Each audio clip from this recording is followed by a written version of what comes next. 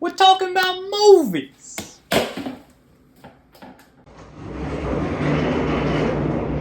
Fantastic Four First Steps is out, and I believe it is the fourth Fantastic Four movie. I think they made one back in like the 90s that they didn't release, so it doesn't count. This follows the early 2000s ones and the 2015 one. So I actually did not see the 2015 one. When it came out, I just had such bad reviews, and I just never got around to seeing it. I did not really grow up watching the original two. I think I had seen bits and pieces of them because they seemed familiar to me, but I actually rewatched them recently, and I don't know if this is a hot take, but they are not good movies. I don't think they're horrible. I think the first one is better than the second one, but the CGI in them in particular is pretty not great, and I don't know. They're just not the best made movies. I don't really think that they do Doctor Doom a lot of justice in them. I do love the cast. I think that the what they went for there and like the original cast is great, but sadly not good movies. We hadn't had a Fantastic Four movie that was pretty good up until this point. And things you will not find in this review: Fantastic Four is fantastic. Not gonna come out of my mouth. If it does, give me a dislike. But this was a really good movie. I really enjoyed this cast as well. When it first came out, I was a little iffy on Pedro Pascal, mainly because they put him in everything, and he didn't really scream Reed Richards to me. I thought the whole cast did great.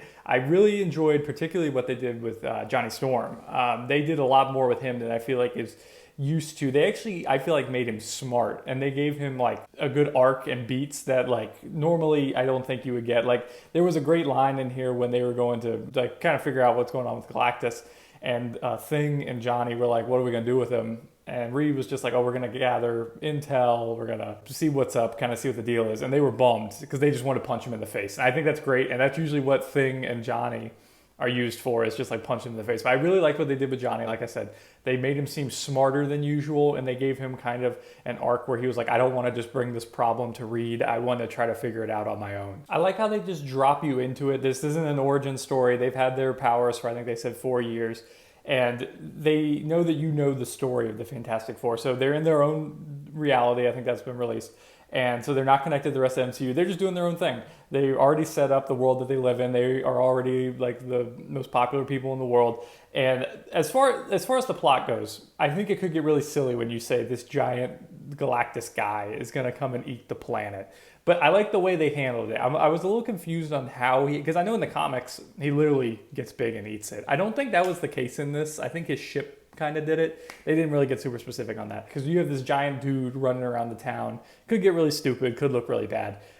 This was a very like I think I saw a lot of reviews saying it was like visually stunning. Comparing it to Interstellar, it's not like Interstellar level. Really good visuals.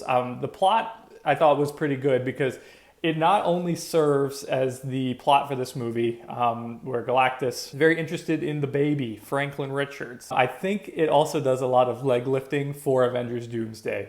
Because I think that instead of getting into Doomsday and they're just like, oh, Franklin, he's a big deal, blah, blah, blah. Literally this whole movie is about how he's a big deal. So I think that it works in two ways in being a good plot, where the family is involved with trying to save their child, but also it does a lot of leg lifting for Doomsday to where it's like, oh, Dr. Doom is going to want to do something with this kid. Wonder why? Well, Galactus had said he was a big deal. They could take over for him. So kind of a 2-in-1 there. Family element was really good. I like that you had Sue like kind of as the emotional heartbeat of the movie. They did a few things in it, very minor spoilers. They did a few things I thought were a little silly.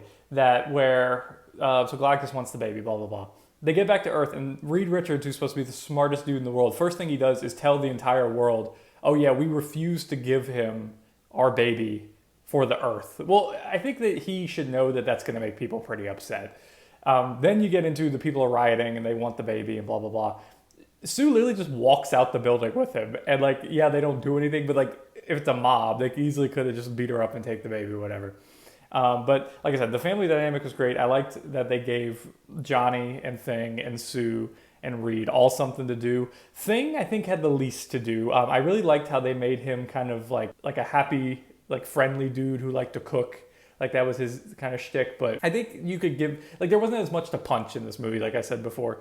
So I think that kind of sidelined him a little bit, but like I think that they found a good substitute for Johnny having something to do. So I think that kind of equals stuff out. These guys are going to be huge players in Doomsday and really in the MCU, I think, for the next like 10, 15 years. Like they got the cast down right, and I think that they're going to continue to carry over. I don't know exactly how it's going to tie in to Doomsday directly, like how they're going to.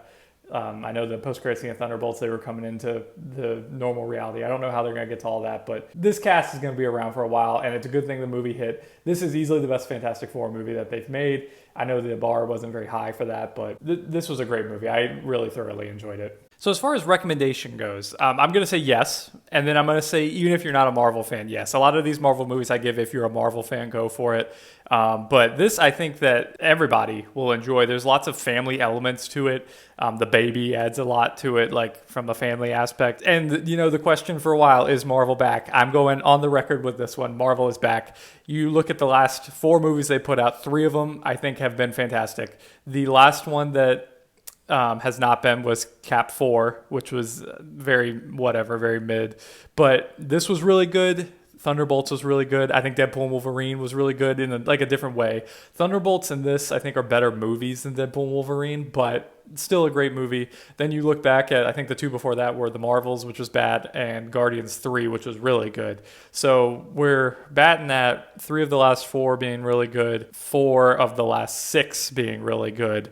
And I think with Spider-Man 4 is coming out, which all of those that they've made with the collaboration between Sony and Marvel have been, I'm pretty sure, 90% or more on there. So, I mean, you got Punisher and Hulk rumored to be in there. That's probably going to be really good. And then Doomsday, they're putting all their effort into, is going to be great. So you're looking at, once we get to Doomsday, including Doomsday, 4 straight bangers. And I think they got it down. I think they're back. They were really caught up. This whole thing with the Disney Plus shows really killed them. Don't focus on Disney Plus shows except for Loki. Just watch the movies. They're back to being good. I think that anybody would enjoy this movie. It's a fun time. It's got great visuals, great cast, great story. I can easily recommend you guys check this one out. And then minor spoilers with the post-credits scene here. I'm a big proponent of whatever the coolest thing is, you should do it. Now, I'm trying to word this in a not super spoilery way. There's either 2 ways they could have done this. They could have ponied up the money to have said actor just be in the scene, and it would have been the coolest extra credit scene in the history of extra credit scenes. Or said actor could have just spotted them 5 minutes of his time for free to be in the post-credit scene of this movie because he's getting paid $100 million for 2 movies, and it would have been the coolest thing ever. They chose a middle that did not include said actor, and it was still a really good scene, but I was thinking after, I was like, it would have been so much cooler and probably the best post-credit scene ever if they would have just figured out a way to have him in it. But that being said, it was still a great post-credit scene. The second one, I mean, I'm a proponent for staying for all of these, but it was not worth seeing. It was kind of a waste of time. But like I said, that first post-credit scene really ties into the next one, and it was pretty cool. So those are my thoughts on Fantastic Four First Steps 2025, the first iteration of Fantastic Four in the MCU. Thought it was very good. What did you think about it? Did you get a chance to see it? Are my thoughts and opinions dumb and stupid? Let me know in the comment section below what you thought of the movie, what you thought of my review, what you thought of my opinions. And thank you for checking out this humble review. While you're here, might as well subscribe to the channel. We got tons of reviews, always growing. We got the movie room set up, and we're rolling, guys. So might as well like and subscribe while you're here. Thanks for checking out the humble video, and I'll see you in the next review.